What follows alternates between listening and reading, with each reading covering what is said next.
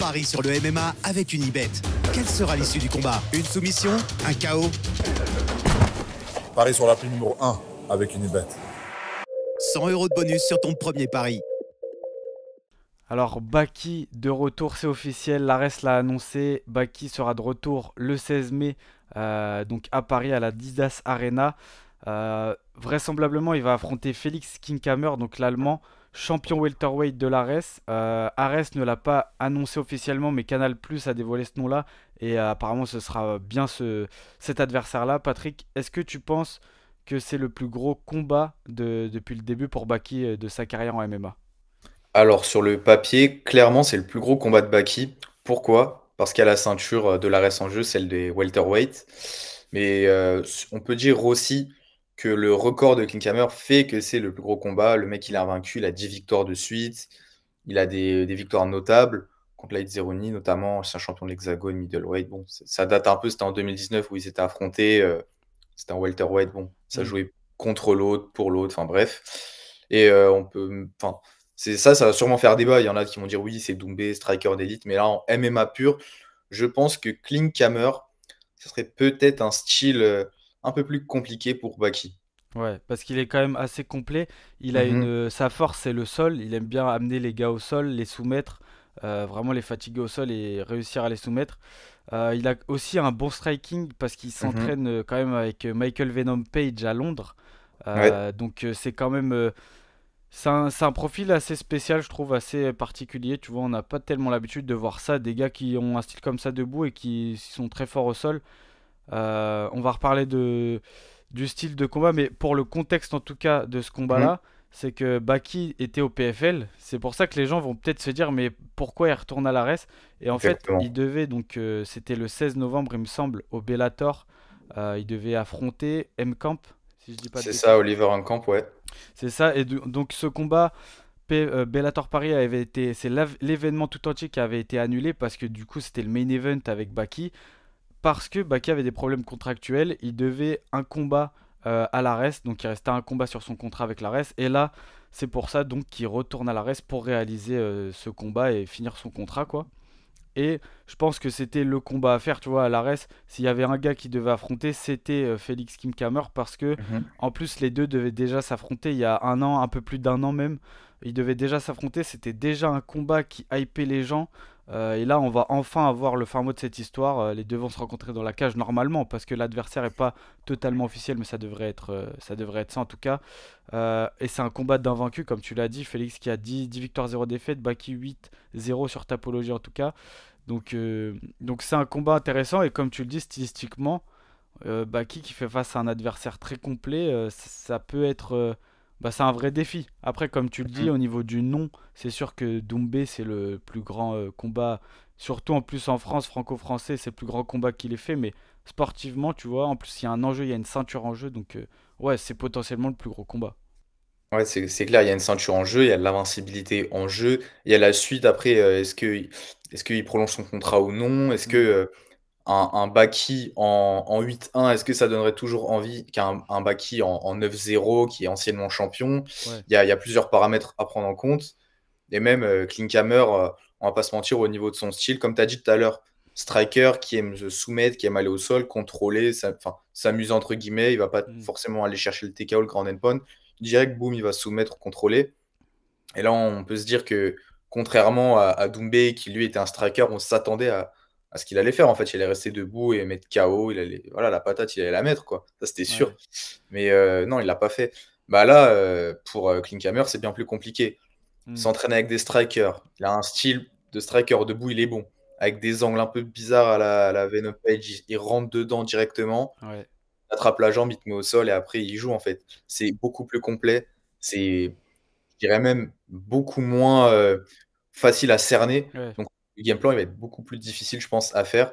Sachant que Baki, pour moi, son style, c'est vraiment. Il a pas encore de style prédéfini, je trouve. Il est assez jeune. C'est pas forcément un striker, grappler ou autre, il est complet. Il sait Ouais. faire plein de choses et il s'adapte. Et ça, c'est bien. On l'a vu contre Doumbé, il s'est adapté. On l'a vu sur ce combat, il s'est adapté. S'il veut faire décision, il fait décision. S'il veut le TKO, il va chercher le TKO. Il peut aller le chercher.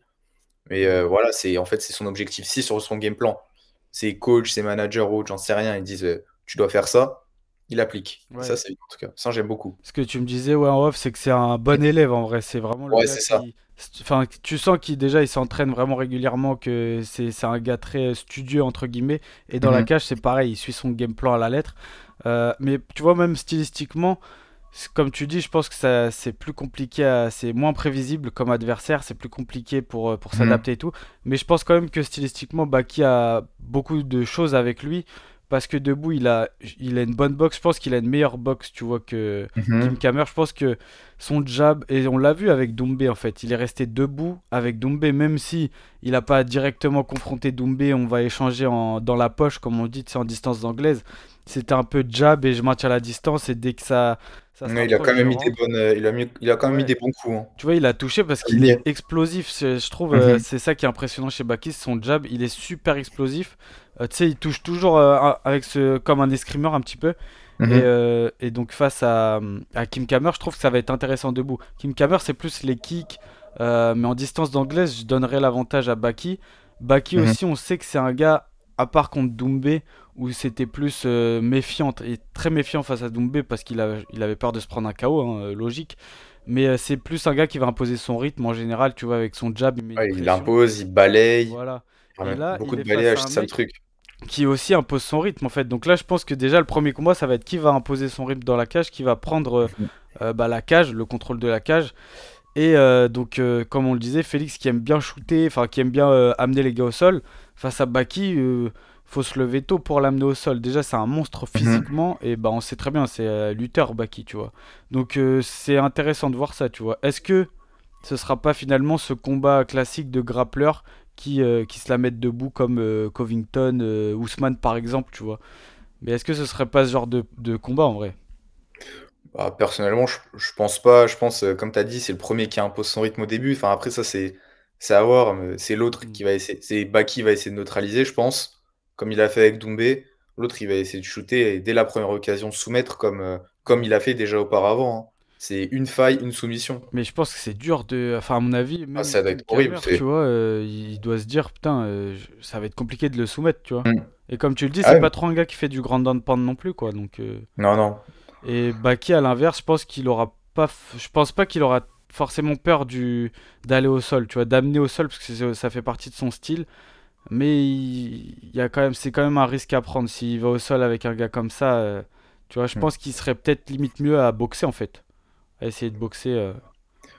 Bah, ça reste à voir s'il peut le mettre KO. Il est invaincu, le menton, il est quand même en place. Ouais. S'il arrive à le mettre KO, ça serait beau. Ça serait très beau. Ouais, carrément, ce serait beau. Mais bon, moi, je sais pas, si je dois maintenant, bon, c'est peut-être un peu tôt, tu vois, on fait pas un Mhm. truc analyse prono, mais si je devais prévoir le combat, je dirais que ça va être un combat très disputé, où les deux vont être un petit peu méfiants, et que ça va se jouer plutôt debout, et que ça ira peut-être à la décision, et je vois bien Baki Mhm. s'imposer, du coup, avec ce que je te disais, avec se servir beaucoup de son jab, et vraiment marquer des points comme ça, tu vois.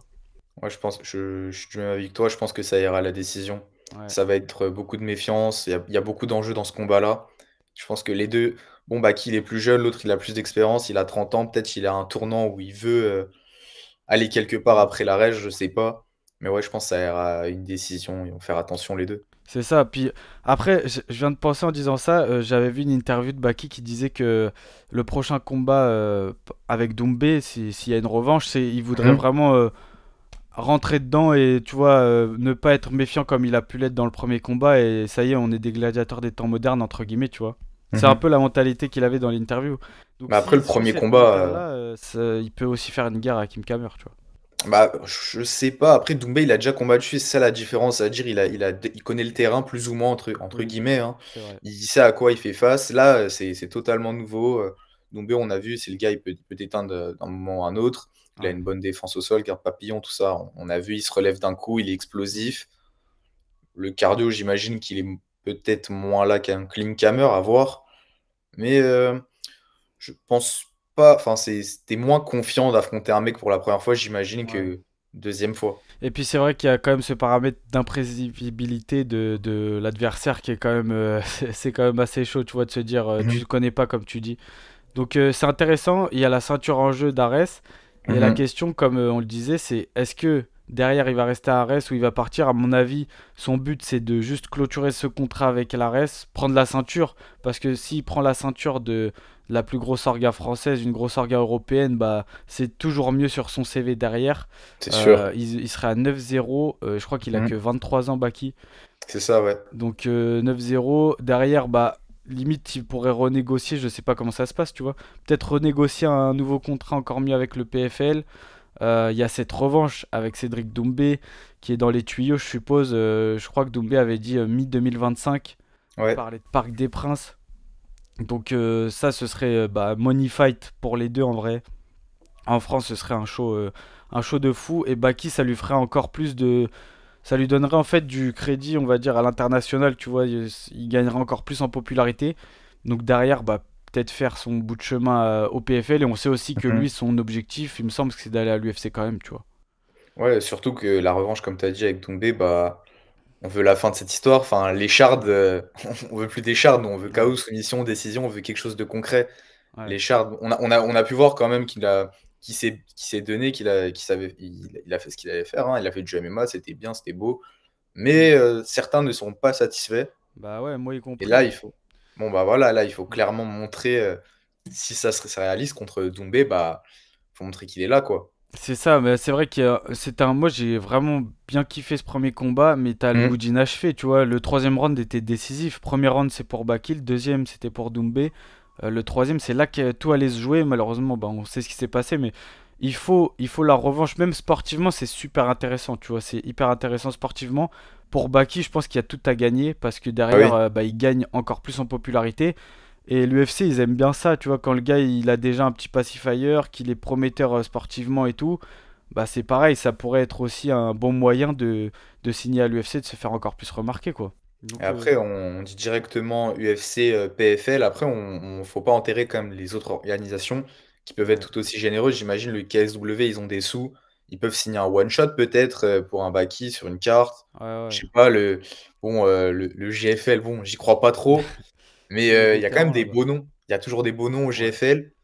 Donc, je sais pas, pourquoi pas. Je Mais je pense pas que pense ça qu'il intéresse, je mais. pense qu'il a quand même un contrat ou un lien avec le PFL, à mon avis. Mhm. Tu vois, il doit y avoir un truc qui fait qu'il peut aller finir ce contrat avec l'ARES, faire Ouais. ce dernier combat. Mais à mon avis, il est déjà engagé avec le PFL dans tous les cas. Je sais pas Mhm. pour combien de combats, mais il a forcément un truc avec le PFL. Donc je pense que la suite, l'objectif là pour lui, c'est de prendre la ceinture, de battre Kim Kammer et de revenir au PFL, peut-être faire un autre combat avant celui contre Doumbé ou directement Doumbé, je sais pas, mais je pense que ce sera ça en tout cas. En tout cas, ouais, j'espère qu'il sera pas bloqué comme beaucoup d'autres combattants du PFL ou du Bellator. Ouais, Enfin, ça serait beaucoup dans sa carrière alors qu'il est jeune. Hein, on va voir, on va voir. En tout ouais. cas, personnellement, j'espère qu'il signera à l'UFC après tout ça. Hmm. Il est jeune, il a une catégorie intéressante. Je pense qu'il a le temps de monter et de pouvoir exploser assez jeune. Ouais, c'est clair. Bah, en tout cas, Mhm. on attend le 16 mai. Donc ça, c'est officiel. Baki de retour le 16 mai à l'Ares. L'adversaire, ça devrait être Félix Kimkammer, même si Alvarez n'a pas encore fait l'annonce officielle, mais vraisemblablement ce sera ça. Combat intéressant pour la ceinture, sportivement super intéressant, deux invaincus. Donc voilà. Et toi, en vrai, c'est peut-être un peu tôt, mais tu verrais qui gagner là, entre les deux. Bon, en vrai, décision. Après, bon, vas-y, peut-être je suis français, pour ça je vais dire ça, mais Baki. Ouais, Baki. ok. Moi, j'ai pas d'attache à l'autre. Ouais, Et c'est toi? ça. Bah moi je vois Baki en vrai. Par rapport à ce qu'on Mhm. a dit, tu vois même je suis pour Baki et je vois Baki aussi l'emporter. Là comme ça, je dirais décision mais On n'arrive pas à être neutre. ouais, bah c'est dur, Voilà, on hein. n'arrive pas. C'est compliqué. Bon, voilà, je pense qu'on a fait le tour sur cette nouvelle là. Ouais, non, je pense que c'est bon, hein. Yes. Bon bah voilà les gars, n'hésitez pas à nous dire en commentaire ce que vous pensez du retour de Baki. Est-ce que vous pensez que ce sera bien Félix Kimkammer et qui vous voyez l'emporter? Est-ce que vous trouvez que c'est une belle affiche et quelle suite vous voyez pour Baki aussi? Comme d'habitude, likez si vous avez apprécié ce contenu, partagez, activez la cloche pour ne pas manquer les prochaines vidéos. C'était Patrick et Lorenzo. Nous on se dit à la prochaine sur Actu MMA. Ciao.